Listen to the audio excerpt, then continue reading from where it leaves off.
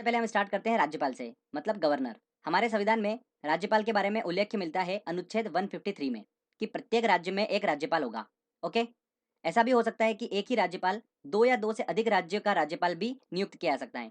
तो ऐसा फिक्स नहीं है कि कोई राज्यपाल है वो पर्टिकुलर एक ही स्टेट का रहेगा, वो दो या दो से अधिक राज्यों का राज्यपाल भी हो सकता है। अब देखिए दोस्तों, हमने राष्ट्रपति वाले लेक्चर में पढ़ा था कि राष्ट्रपति जो होता है वो क्या होता है, संघ की कार्यपालिका का प्रमुख होता है। संघ की कार्यपालिका क्या होती है, जिसके अंदर राष्ट्रपति, प्रधानमंत्री, मंत्रिपरिषद, ठीक है, और अटॉर्नी जनरल होते हैं। इसी को क्या बोलते हैं, संघ की कार्यपालिका बोलते हैं। उसका प्रमुख कौन होता है, राष्ट्रपति होता है। और राष्ट्रपति की सलाह के लिए क्या होता है, एक मंत्रिपरिषद होता है जो सामूहिक रूप से किसके प्रति उत्तरदायी होता है, लोकसभा के प्रति। अगर हम राज्यपाल की बात करें तो राज्यपाल जो होता है वो राज्य की कार्यपालिका का प्रमुख होता है। तो ध्यान रखिएगा, राष्ट्रपति जो होता है वो संघ की कार्यपालिका का प्रमुख होता है और राज्यपाल जो होता है वो राज्य की कार्यपालिका का प्रमुख होता है। अब डाउट आता है कि राज्य की कार्यपालिका क्या होती है। तो राज्य की कार्यपालिका में आते हैं राज्यपाल, मुख्यमंत्री, मंत्रिपरिषद और महाधिवक्ता। महाधिवक्ता को इंग्लिश में बोलते हैं एडवोकेट जनरल। तो इन सब का जो प्रमुख होता है वो होता है राज्यपाल। राज्य की कार्यपालिका का प्रमुख होता है राज्यपाल। राज्यपाल की सलाह के लिए क्या होता है, एक मंत्रिपरिषद होता है। जैसे कि हम बात करी थी राष्ट्रपति की सलाह के लिए भी एक मंत्रिपरिषद होता है, वैसे ही राज्यपाल की सलाह के लिए भी हर स्टेट में क्या होता है, मंत्रिपरिषद होता है, जो सामूहिक रूप से क्या होता है, विधानसभा के प्रति उत्तरदायी होता है। ये आपको क्लियर हुआ। तो ये काफी इंपॉर्टेंट है और यहाँ पर स्टूडेंट कंफ्यूज होते हैं, तो मैंने इसको अच्छे से सेपरेट करके आपको समझाया है। ठीक है, चलिए आगे बात करते हैं दोस्तों हम कि भारत के केंद्र शासित प्रदेश है उनमें क्या होता है, उपराज्यपाल की नियुक्ति होती है, वहां पर राज्यपाल की नियुक्ति नहीं होती है। तो 7 केंद्र शासित प्रदेश है, उनमें 3 में ही उपराज्यपाल का पद है। किस किस में, अंडमान निकोबार, दिल्ली और पुदुचेरी में। ठीक है, तो ध्यान रखिएगा, 7 केंद्र शासित प्रदेशों में 3 में उपराज्यपाल का पद है, अंडमान निकोबार, दिल्ली और पुदुचेरी में। और फ्रेंड्स ध्यान रखिएगा, उपराज्यपाल की जो नियुक्ति करता है वो कौन करता है, राष्ट्रपति करता है। आगे बात करते हैं हम कि राज्यपाल की नियुक्ति कौन करता है। तो राज्यपाल की नियुक्ति करता है राष्ट्रपति। ये हमारे संविधान के आर्टिकल 155 में बताया गया है। अब देखिए, आर्टिकल आपको सारे याद करने की जरूरत नहीं है, मैं आपको इंपॉर्टेंट कुछ 4 से 5 आर्टिकल बताऊंगा, आपको बस वो याद रखना है। एक सबसे पहले आपने याद करा 153 आर्टिकल, जिसमें राज्यपाल के बारे में उल्लेख किया गया है। प्रत्येक राज्य का एक राज्यपाल होगा। नियुक्ति अगर राज्यपाल की बात करें तो वो आर्टिकल 155 में बताई गई है। कौन करता है राज्यपाल की नियुक्ति, राष्ट्रपति करता है। नेक्स्ट आता है दोस्तों हमारा योग्यता, राज्यपाल बनने के लिए क्या क्या योग्यता होना चाहिए। तो आयु जो सबसे पहले उसकी होना चाहिए 35 वर्ष, भारत का नागरिक हो और विधानसभा सदस्य चुने जाने योग्य हो।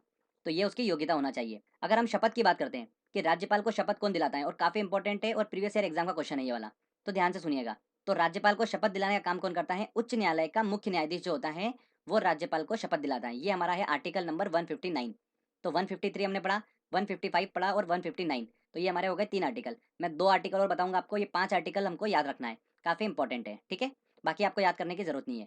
तो शपथ दिलाने का काम कौन करता है, उच्च न्यायालय मतलब हाई कोर्ट का मुख्य न्यायाधीश जो होता है वो दोस्तों राज्यपाल को शपथ दिलाता है। नेक्स्ट आता है हमारा कार्यकाल। तो गवर्नर का कार्यकाल जो होता है वो होता है 5 वर्षों का।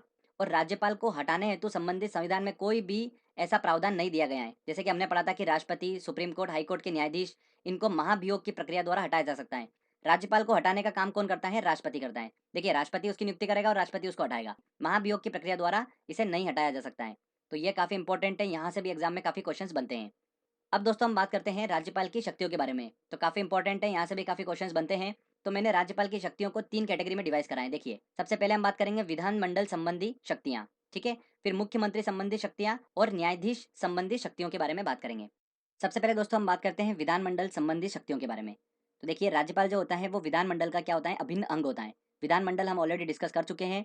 विधानमंडल क्या होता है, विधानसभा प्लस विधान परिषद, इसका कॉम्बिनेशन विधानमंडल कहलाता है। तो इस पर मैंने वीडियो बना रखा है, देखना है आपको तो डिस्क्रिप्शन में लिंक है, वहां से आप देख सकते हैं। विधानमंडल के पहले सत्र को कौन संबोधित करता है, राज्यपाल संबोधित करता है। राज्य के विधानमंडल में जब मनी बिल पेश किया जाता है, धन विधेयक पेश किया जाता है, तो राज्यपाल की अनुमति उसके लिए आवश्यक होती है। मतलब राज्यपाल की अनुमति के बाद ही धन विधेयक जो होता है वो विधानमंडल में पेश किया जाता है। देखिए, अगला पॉइंट काफी इंपॉर्टेंट है। राज्यपाल के पास में धन विधेयक को छोड़कर जितने भी बिल आते हैं, विधेयक आते हैं, उनको वो क्या कर सकता है, पुनः विचार के लिए विधानमंडल के पास वापस भेज सकता है। पर अगर सेकेंड बार अगर विधानमंडल से वो बिल पारित होकर राज्यपाल के पास आता है तो उसे वो मानना ही पड़ता है, मतलब उसे मानने के लिए वो बाध्य होता है। तो ये आप ध्यान रखिएगा।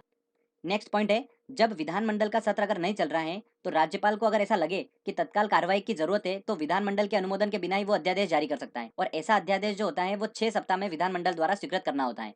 कितने सप्ताह के अंदर, 6 सप्ताह के अंदर। तो ये 6 सप्ताह यहाँ पर क्वेश्चन निकल कर आया था एग्जाम में, तो इसको आपको ध्यान रखना है। एक और इंपॉर्टेंट बात, राज्यपाल के पास में विधानसभा को भंग करने का अधिकार होता है, विधानसभा को बुलाने का अधिकार होता है, पर विधानसभा को स्थगित करने का अधिकार राज्यपाल के पास में नहीं होता है। मुख्यमंत्री संबंधी शक्तियों की बात करते हैं तो राज्यपाल ही मुख्यमंत्री एवं मुख्यमंत्री के सलाह पर मंत्रिपरिषद की नियुक्ति करता है, मतलब उन्हें पद एवं गोपनीयता की शपथ दिलाता है। ओके। अगर दोस्तों न्यायाधीश संबंधी शक्तियों की बात करते हैं तो जिला न्यायालयों के न्यायाधीशों की नियुक्ति कौन करता है? राज्यपाल करता है। राज्य में जो हाईकोर्ट है उसके न्यायाधीशों की नियुक्ति हेतु सलाह जो होता है वो राष्ट्रपति को कौन देता है? राज्यपाल देता है। पर दोस्तों हाईकोर्ट के न्यायाधीशों के निष्कासन हेतु राज्यपाल के पास में कोई भी अधिकार नहीं होता है। तो ये काफी इंपॉर्टेंट है, ध्यान रखिएगा, यहाँ से काफी क्वेश्चंस बन के आते हैं एग्जाम में। तो दोस्तों आपको क्लियर हुआ होगा, राज्यपाल जो होता है वो क्या कर सकता है? राज्य का जो मंत्रिपरिषद है उसको हटाने हेतु राष्ट्रपति से सिफारिश कर सकता है। राज्य विधानसभा के विघटन हेतु सिफारिश कर सकता है राष्ट्रपति से। पर हाई कोर्ट के न्यायाधीशों के निष्कासन का कोई भी अधिकार राज्यपाल के पास में, गवर्नर के पास में नहीं होता है। ठीक है, काफी इंपॉर्टेंट है। चलिए दोस्तों कुछ इंपॉर्टेंट पॉइंट्स और डिस्कस कर लेते हैं। भारतीय राज्य की पहली महिला राज्यपाल जो है वो कौन है? श्रीमती सरोजनी नायडू है। ठीक है, तो ये ध्यान रखिएगा। राष्ट्रपति शासन जब लगता है किसी राज्य में तब राज्यपाल ही जो होता है वो क्या करता है? राज्य का प्रशासन चलाता है। राज्य के लोक सेवा आयोग की नियुक्ति कौन करता है? गवर्नर मतलब राज्यपाल करता है। तो ये कुछ इंपॉर्टेंट पॉइंट्स थे जो आपको ध्यान रखना है। अब दोस्तों हम बात करते हैं मुख्यमंत्री मतलब चीफ मिनिस्टर के बारे में। तो सारे इंपॉर्टेंट पॉइंट्स कवर कर लेते हैं। मुख्यमंत्री की नियुक्ति जैसा कि मैंने आपको बताया कौन करता है? राज्यपाल करता है। ये हमारे संविधान के अनुच्छेद 164(1) में इसको बताया गया है। मुख्यमंत्री जो होता है वो मंत्रिपरिषद की बैठक की क्या करता है? अध्यक्षता करता है। ओके। और ध्यान रखिएगा दोस्तों कि राज्य की कार्यपालिका का प्रधान जो होता है वो कौन होता है? राज्यपाल होता है। पर अगर राज्य की कार्यपालिका की शक्तियों का प्रयोग की बात करें तो कौन करता है? मुख्यमंत्री करता है। तो फ्रेंड्स ये डिफरेंस आपको समझना है कि राज्य की कार्यपालिका का प्रधान जो होता है वो राज्यपाल होता है, पर राज्य की कार्यपालिका की शक्तियों का प्रयोग कौन करता है? मुख्यमंत्री करता है। ठीक है, तो ये आपको क्लियर हुआ। आगे बात करते हैं मुख्यमंत्री के कार्य के बारे में। तो राज्यपाल को जानकारी देने के संबंध में मुख्यमंत्री के कर्तव्यों को हमारे संविधान के अनुच्छेद 167 में बताया गया है।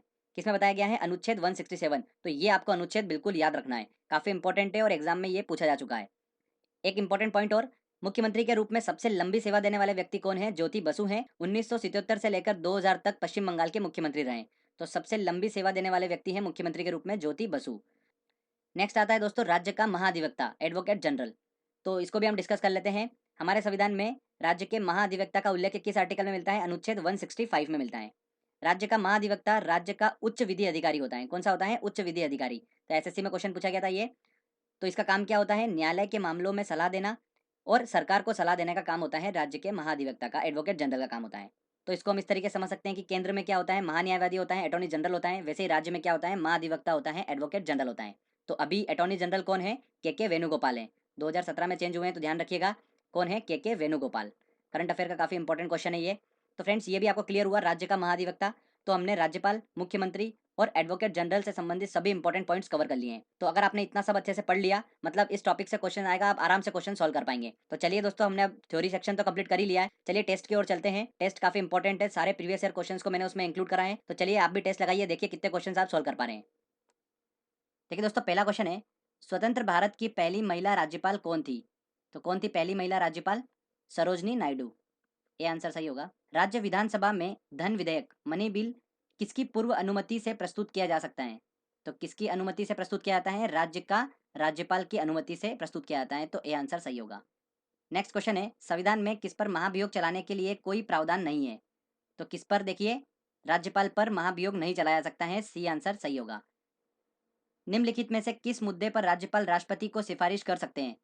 राज्य मंत्रिपरिषद की बर्खास्तगी बिल्कुल कर सकते हैं। उच्च न्यायालय के न्यायाधीशों का निष्कासन, ये गलत है, इस पर वो सिफारिश नहीं कर सकता है। उच्च न्यायालय मतलब हाईकोर्ट के न्यायाधीशों के निष्कासन की सिफारिश राष्ट्रपति से नहीं कर सकता है, ऐसा कोई भी अधिकार राज्यपाल के पास में नहीं है।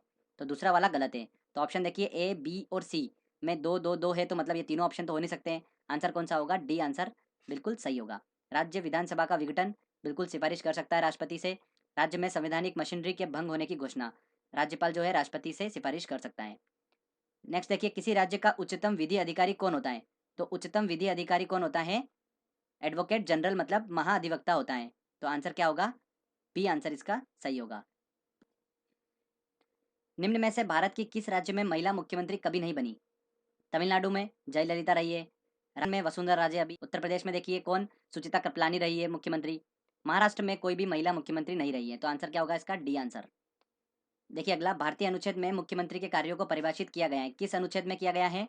अनुच्छेद 167 में मुख्यमंत्री के कार्यों को परिभाषित किया गया है। देखिए अगला है, राज्य की वास्तविक कार्यपालिका शक्तियों का प्रयोग किसके द्वारा किया जाता है?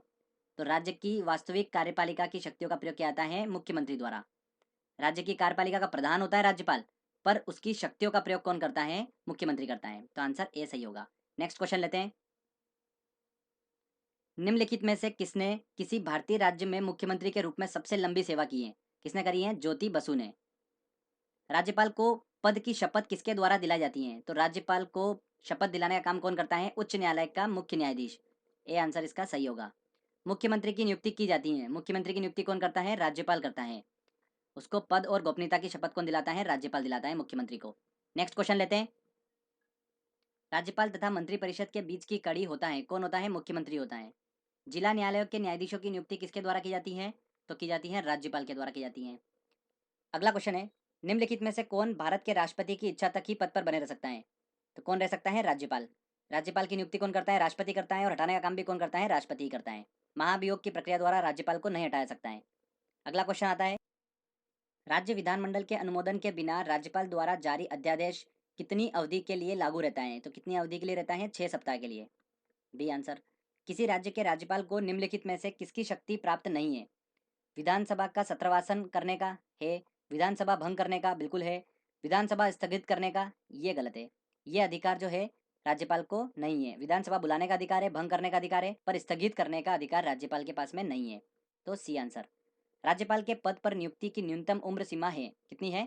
35 वर्ष। सी आंसर सही होगा। चलिए अगला क्वेश्चन लेते हैं हम। निम्नलिखित में से कौन भारत के राष्ट्रपति की इच्छा तक ही पद पर बने रह सकता है? तो कौन रह सकता है? राज्यपाल। किसी भारतीय राज्य के राज्यपाल से संबंधित निम्नलिखित में से कौन सा कथन सही नहीं है?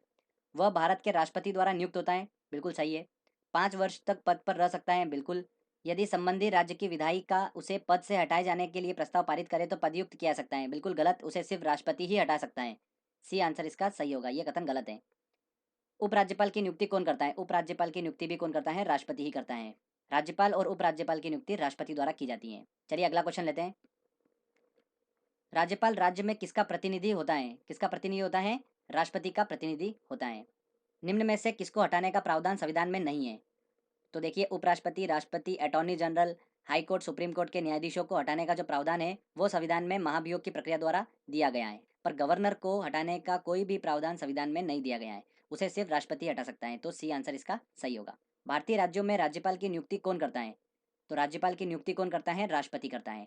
Answer D. शपथ दिलाने का काम कौन करता है? उच्च न्यायालय के मुख्य न्यायाधीश का काम होता है शपथ दिलाने का। तो यहाँ पर दोस्तों हमारा ये टेस्ट वाला सेक्शन कंप्लीट होता है।